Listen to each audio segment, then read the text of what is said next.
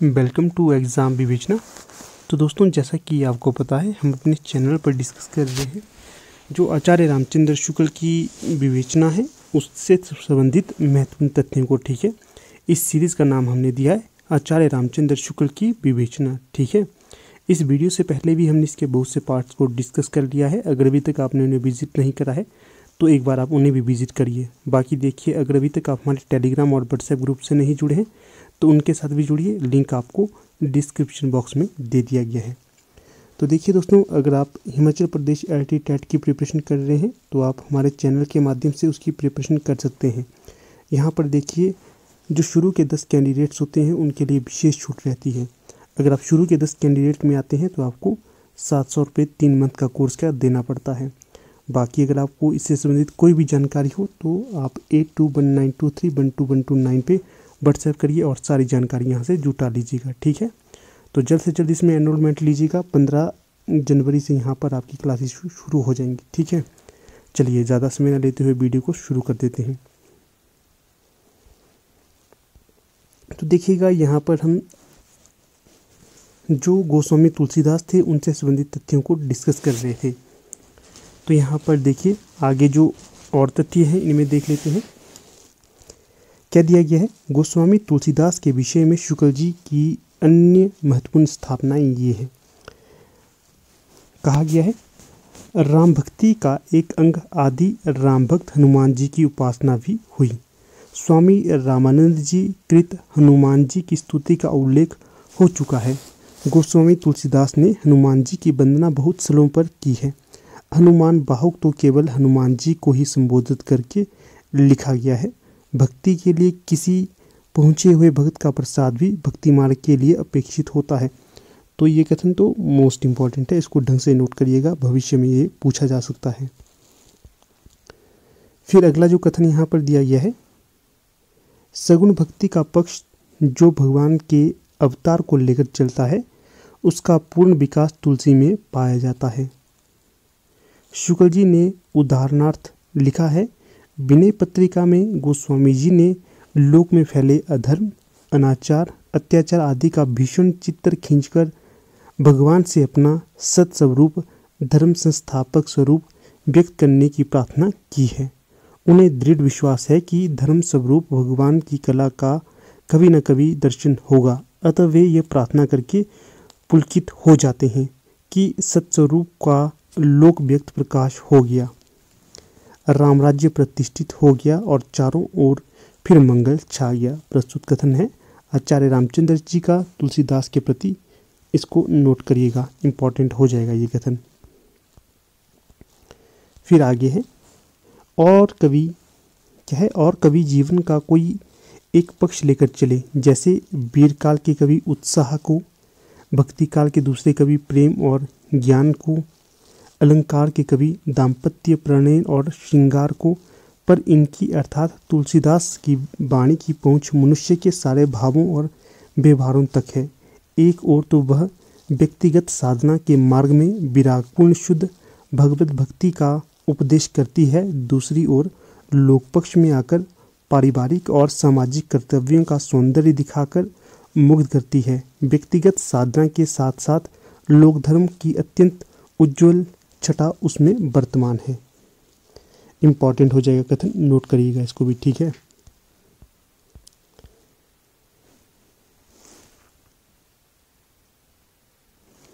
इसके पश्चात आगे देखिएगा, अपने दृष्टि विस्तार के कारण ही तुलसीदास उत्तरी भारत की समग्र जनता के हृदय मंगल में पूर्ण प्रेम प्रतिष्ठा के साथ विराज रहे हैं। भारतीय जनता का प्रतिनिधि कवि यदि किसी कवि को कहा जाए तो वो इन्हीं महानुभाव को होगा। वेरी वेरी इंपॉर्टेंट कथन है ये भी। फिर आगे देखिएगा, गोस्वामी जी के पीछे भी कई लोगों ने रामायण लिखी, पर वे गोस्वामी जी की रचनाओं के सामने प्रसिद्धि ना प्राप्त कर सकीं। ऐसा जान पड़ता है कि गोस्वामी जी की प्रतिभा का प्रखर प्रकाश 150 वर्षों तक ऐसा छाया रहा कि राम भक्ति की और रचनाएं उनके सामने ठहर ना सकी। वेरी वेरी इंपॉर्टेंट कथन है ये भी। इसके पश्चात देखिएगा, भक्ति का पूर्ण स्वरूप। शुक्ल जी ने राम भक्ति में भक्ति का पूर्ण स्वरूप माना है। क्या है? जो आचार्य रामचंद्र शुक्ल थे, इन्होंने राम भक्ति में ही भक्ति का पूर्ण स्वरूप स्वीकार किया है। इम्पॉर्टेंट कथन हो जाएगा ये भी। फिर आगे है प्रेम और श्रद्धा, अर्थात पूज्य बुद्धि दोनों के मेल से भक्ति की निष्पत्ति होती है। श्रद्धा धर्म की अनुगामिनी है। जहाँ धर्म का स्फुरण दिखाई पड़ता है वहीं श्रद्धा टिकती है। इम्पॉर्टेंट कथन हो जाएगा ये भी। इसके पश्चात है धर्म ब्रह्म के सत्स्वरूप की व्यक्त प्रवृत्ति है, उस स्वरूप की क्रियात्मक अभिव्यक्ति है जिसका आभास अखिल विश्व की स्थिति में मिलता है। पूर्ण भक्त व्यक्त जगत के बीच सत्य की इस सर्वशक्तिमय प्रवृत्ति के उदय का धर्म की इस मंगलमय ज्योति के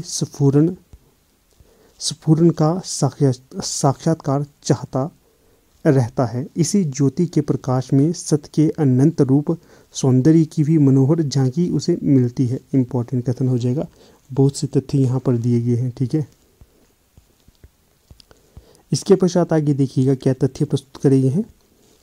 तथ्य ये है कि लोक में जब कभी वह धर्म के स्वरूप को तिरोहित या आच्छादित देखता है तब मानो भगवान उसकी दृष्टि से उसकी खुली हुई आंखों के सामने से ओझल हो जाते हैं और वह वियोग की आकुलता का अनुभव करता है।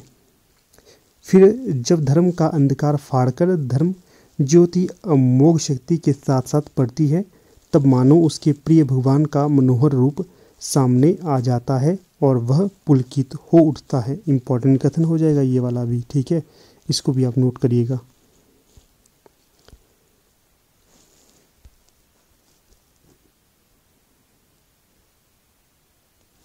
फिर आगे देखिएगा क्या दिया गया है। भीतर का चित्त जब बाहर सत्य का साक्षात्कार कर पाता है तब आनंद का आविर्भाव होता है और सदानंद की अनुभूति होती है। वेरी वेरी इंपॉर्टेंट है। फिर से देखेंगे इस कथन को। भीतर का चित्त जब बाहर का सत्य का साक्षात्कार कर पाता है तब आनंद का आविर्भाव होता है और सदानंद की अनुभूति होती है। इम्पॉर्टेंट रहेगा। आगे आएंगे अब नावादास जी, ठीक है। भक्ति जो राम भक्ति काव्यधारा है उससे संबंधित ही यहाँ पर नावादास होंगे। चलिए देख लेते हैं इनसे संबंधित तथ्यों को। नावादास के भक्त कमाल के विषय में लिखा गया है, इन चरित्रों में पूर्ण जीवन वृत्त नहीं है, केवल भक्ति की महिमा सूचक बातें ही दी गई हैं।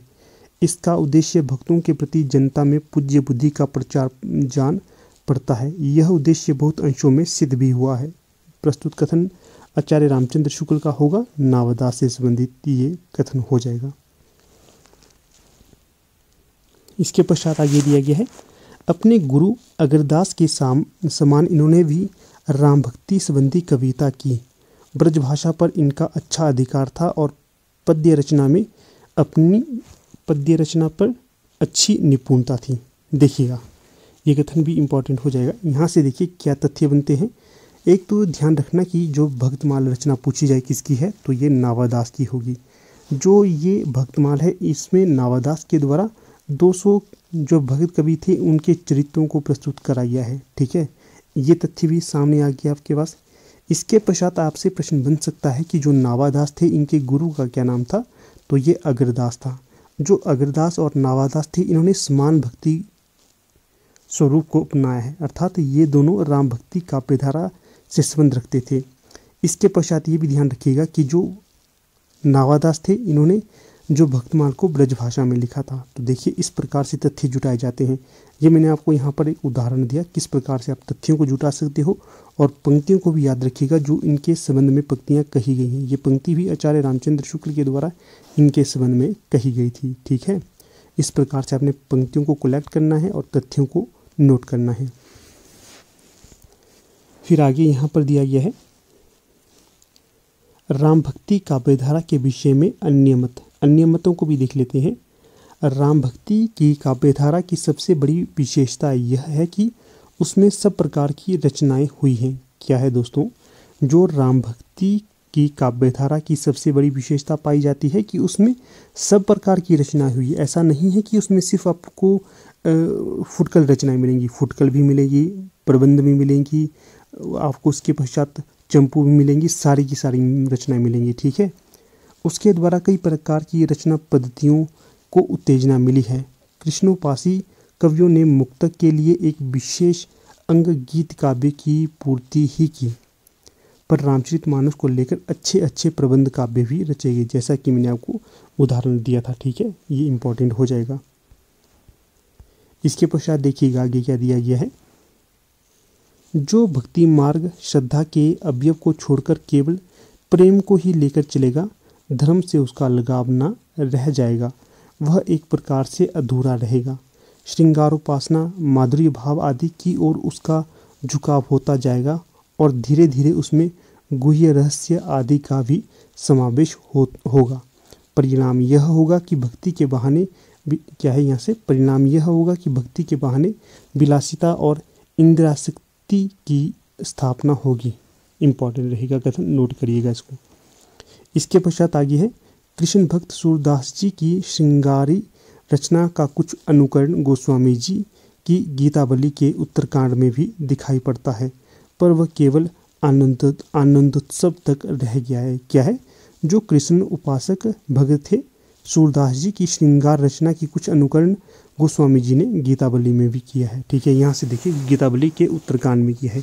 यहाँ से आपसे प्रश्न बन सकता है कि जो गोस्वामी जी ने सूरदास जी का अनुकरण अपनी किस रचना में किया है, तो गीतावली नामक जो रचना है इसके उत्तरकांड में इन्होंने सूरदास की श्रृंगारी रचना का अनुकरण किया है। तो इसका ध्यान रखिएगा, महत्वपूर्ण तथ्य ये भी हो जाएगा आगे। इसके पश्चात है, कृष्ण भक्ति शाखा कृष्ण भगवान के धर्म स्वरूप को लोक रक्षक और लोकरंजक स्वरूप को छोड़कर केवल मधुर स्वरूप और प्रेम लक्षणा भक्ति की सामग्री लेकर चली है। इसमें धर्म सौंदर्य के आकर्षण से वह दूर पड़ गई है। तुलसीदास जी ने भक्ति को अपने पूर्ण स्वरूप में या पूर्ण रूप में श्रद्धा प्रेम समन्वित रूप में सबके सामने रखा और धर्म या सदाचार को उसका नित्य लक्षण निर्धारित किया। इंपॉर्टेंट कथन हो जाएगा ये। ठीक है, एक बार फिर से देखेंगे, तथ्य यहाँ पर बहुत से है। देखिए जैसे क्या, कृष्ण भक्ति शाखा कृष्ण भगवान के धर्म स्वरूप को लोक रक्षक और लोकरंजक स्वरूप को छोड़कर केवल मधुर स्वरूप और प्रेम लक्षणा भक्ति की सामग्री लेकर चली। इससे धर्म सौंदर्य के आकर्षण से वह दूर पड़ गई। तुलसीदास जी ने भक्ति को अपने पूर्ण रूप में श्रद्धा प्रेम समन्वित रूप में सबके सामने रखा और धर्म या सदाचार को उसका नित्य लक्षण निर्धारित किया। तो इस प्रकार के तथ्य यहाँ पर दिए गए हैं, काफ़ी ज़्यादा महत्वपूर्ण ये हो जाएंगे। इसके पश्चात आगे हम देखते हैं। अब यहाँ तक देखिएगा, जो राम भक्ति काव्यधारा से संबंधित तथ्य थे वो अब समाप्त हो जाते हैं। इसके आगे जो हमारा प्रकरण रहेगा, प्रकरण 4 तक हमने राम भक्ति काव्यधारा से संबंधित तथ्यों को देखा। आगे जो प्रकरण 5 है इसमें हम देखेंगे कृष्ण भक्ति शाखा को। ये जो धारा तो सगुण भक्ति ही रहेगी, परंतु आगे आएगा कृष्ण भक्ति शाखा। ठीक है, जो महत्वपूर्ण तथ्य रहेंगे यहाँ पर हम उन्हें डिस्कस करेंगे। चलिए देख लेते हैं। इस प्रकरण में शुक्ल जी ने शंकर व श्री बल्लवाचार्य के माध्यम से कृष्ण भक्ति शाखा का दार्शनिक आधार वह इतिहास समझाया है। इसके बाद अष्टछाप के कवियों व अन्य कृष्ण भक्त कवियों के विषय में चर्चा भी की गई है। देख लेते हैं आगे क्या क्या तथ्य दिए गए हैं। देखिएगा, पहले नाम आता है यहाँ पर श्री बल्लवाचार्य जी का, बेहद ज़्यादा महत्वपूर्ण है ये। विक्रम की 15वीं और 16वीं शताब्दी में वैष्णव धर्म का जो आंदोलन देश के एक छोर से दूसरे छोर तक रहा, उसके श्री बल्लवाचार्य जी प्रधान प्रवर्तकों में से एक थे। मोस्ट इंपॉर्टेंट कथन है आचार्य रामचंद्र शुक्ल का श्री बल्लवाचार्य जी के प्रति। फिर आगे है, रामानुज जी से लेकर बल्लवाचार्य तक जितने भक्त दार्शनिक या आचार्य हुए हैं, सबका लक्ष्य शंकराचार्य के मायावाद और विवर्तवाद से पीछा छुड़ाना था, जिसके अनुसार भक्ति अविद्या या भ्रांति ही ठहरती थी। क्या है दोस्तों, ये देखिएगा, जो जितने भी आचार्य हुए हैं, रामानुजाचार्य से लेकर बल्लवाचार्य तक, इन सभी का एक ही उद्देश्य था कि जो शंकराचार्य के द्वारा मायावाद या विवर्तवाद फैलाया गया था, उससे पीछा छुड़ाना या उसके प्रति तथ्य प्रस्तुत करना कि क्या क्या सही है क्या क्या गलत। ठीक है, इसके पश्चात आगे देखिए, शंकर ने केवल निरुपाधि निर्गुण ब्रह्म की ही पारमार्थिक सत्ता स्वीकार की थी। क्या है, जो शंकराचार्य थे इन्होंने केवल निरुपाधि और निर्गुण ब्रह्म की ही सत्ता को स्वीकार किया था, ठीक है, बाकी को ये स्वीकार नहीं करते थे। वल्लभ ने ब्रह्म में ही धर्म माने। क्या है, जो वल्लभाचार्य थे इन्होंने जो ब्रह्म है इसमें सब धर्म को स्वीकार किया। सारी सृष्टि को उन्होंने लीला के लिए ब्रह्म की आत्मकृति कहा।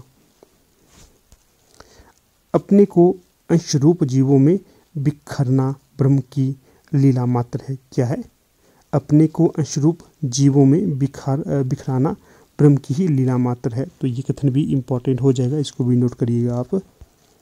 इसके पश्चात है, शंकर ने निर्गुण को ही ब्रह्म का परमार्थिक या असली रूप कहा था और सगुण को व्यावहारिक या माइक। वल्लभाचार्य ने बात उल्टकर सगुण रूप को ही असली पारमार्थिक रूप बताया और निर्गुण को उसका अंशतः तिरोहित रूप कहा था। कितना सुंदर यहाँ पर पलटवार किया जा रहा है एक दूसरे पर, ये देखिएगा, इम्पॉर्टेंट है ये भी। इसके पश्चात है, भक्ति की साधना के लिए वल्लभ ने उसके श्रद्धा के अवयव को छोड़कर जो महत्व की भावना में मगन करता है केवल प्रेम लिया, प्रेम लक्षणा भक्ति को उन्होंने ग्रहण किया। इम्पॉर्टेंट हो जाएगा ये वाला भी। इसके पश्चात आगे देखिएगा क्या तथ्य यहाँ पर दिए गए हैं।